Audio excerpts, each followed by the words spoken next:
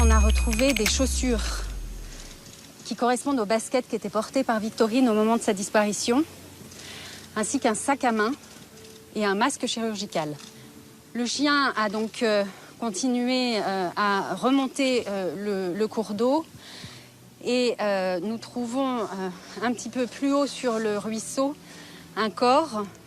En septembre 2020, Victorine Dartois, une jeune fille de 18 ans, vit avec sa famille à Villefontaine en Isère. Elle est souriante et passionnée de mode et poursuit un BTS en communication. Le soir du 26 septembre 2020, un samedi ordinaire, Victorine passe l'après-midi avec des amis au centre commercial de la commune. En début de soirée, elle reprend le chemin de la maison. Elle appelle sa famille vers 18h50 pour prévenir qu'elle rentrera dans une vingtaine de minutes. Elle se trouve alors près du stade de la Prairie, un lieu qu'elle connaît très bien. Mais Victorine n'arrivera jamais chez elle. Son téléphone cesse de répondre. L'inquiétude monte. La famille alerte rapidement les autorités. Pendant près de 2 jours, les battues sont organisées. Amis, voisins, habitants, tous participent aux recherches. Puis le 28 septembre 2020, la nouvelle tombe. Le corps de Victorine est retrouvé dans un petit ruisseau à Villefontaine, non loin de son domicile. Elle est à moitié dévêtue. Son jean est retrouvé à proximité. L'autopsie révèle une noyade, mais aussi des ecchymoses internes, signe d'une violence physique. La justice parle rapidement d'une intervention d'un tiers. L'hypothèse de l'accident s'effondre. Les gendarmes mènent de longues investigations, analyses techniques, relevés ADN, regroupement des témoignages. 3 semaines plus tard, une dénonciation oriente les enquêteurs vers un homme du quartier,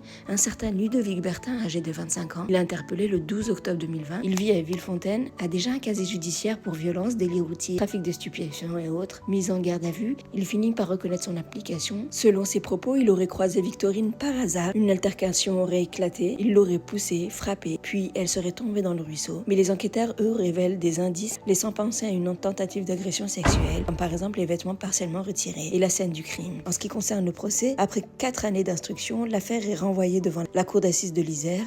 En décembre 2024, Ludovic Bertin est jugé pour meurtre procédé d'une tentative de viol sur Victorine Dartois, viol commis 2 ans plus tôt en 2018 sur une autre jeune femme. Le procès est intense, la famille de Victorine est présente, bouleversée, mais digne. Les jurés doivent trancher entre les versions, celle de Bertin, qui nie la tentative de viol, et les éléments matériels qui évoquent une agression suivie de la noyade. Le 6 décembre 2024, après plusieurs jours d'audience, la Cour condamne Ludovic Bertin à la réclusion criminelle à perpétuité, assortie d'une période de sûreté de 20 ans. Il est également inscrit au fichier des délinquants sexuels et interdit de détenir une arme. Quelques mois plus tard, en juin 2025, il renonce à faire appel. Le verdict devient définitif.